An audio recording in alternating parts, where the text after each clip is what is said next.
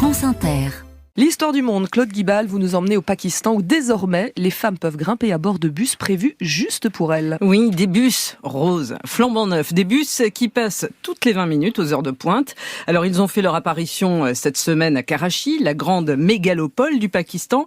Et à bord, on y trouve des contrôleuses, puisque ce sont des bus pour les femmes. Et cette semaine, ces contrôleuses, elles n'ont d'ailleurs pas beaucoup travaillé, puisque les trajets étaient gratuits pour inciter donc à l'utilisation de ce nouveau transport. Parce que l'idée, c'est de permettre aux femmes de sortir de chez elles. Alors vous me direz, au Pakistan, les femmes pouvaient tout à fait utiliser jusqu'à présent les transports en commun. C'était pas interdit. Il y avait même des espaces qui leur étaient réservés. Et ça fonctionnait pas, ces espaces réservés? C'était pas efficace? Oui, en fait, c'est que même là, les mains baladeuses, le harcèlement, les regards appuyés, tout y était.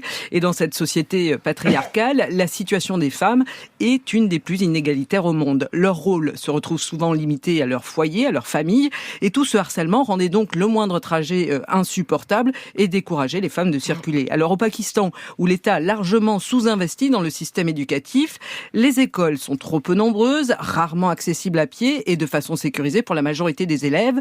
La promiscuité dans les transports dissuadait donc les parents d'envoyer les filles au lycée. Le niveau scolaire des femmes au Pakistan est connu pour être en effet un des plus faibles au monde. Et c'est pareil pour l'emploi.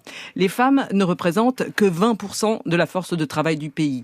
La difficulté de transport est une des principales raisons de cette sous-représentation. Tout le monde, évidemment, n'a pas les moyens de prendre un taxi pour se rendre au travail. Et puis, évidemment, compter sur quelqu'un de la famille pour être véhiculé empêche toute autonomie réelle. Alors beaucoup de femmes ne peuvent même pas sortir du foyer sans être accompagnées d'un homme, un homme de leur famille. Et par ailleurs, les femmes qui souhaitent travailler doivent souvent se contenter d'accepter les horaires de travail que les hommes ne veulent pas faire. Certaines entreprises proposent en effet, comme en Arabie Saoudite, des horaires dissociés. Comme ça, les femmes et les hommes ne se croisent pas de trop près dans les usines. Et c'est aux femmes que l'on propose souvent le travail décalé jusqu'à minuit. Et là, évidemment, le risque d'être victime d'une agression sexuelle n'en est que plus grand. Alors la plupart des ménages, malgré la pression économique, préfèrent renoncer et l'épouse reste à la maison. Mais c'est quand même un comble pour un pays qui a pourtant été dirigé par une femme. Oui, on se souvient d'elle. Benazir Bhutto, 1988, première femme élue à la tête d'un pays musulman. Eh bien ça n'a pas changé grand-chose. Chaque année pour le 8 mars, donc la journée internationale des droits de la femme au Pakistan, les islamistes tentent de faire annuler les manifestations. Ils dénoncent une perversion occidentale des valeurs traditionnelles. En 2012, le Pakistan avait déjà timidement tenté les bus pour les femmes. Cette expérience avait tenu 2 ans faute de financement. Là, les autorités semblent motivées à nouveau. Elles parlent même déjà de remplacer les conducteurs par des conductrices.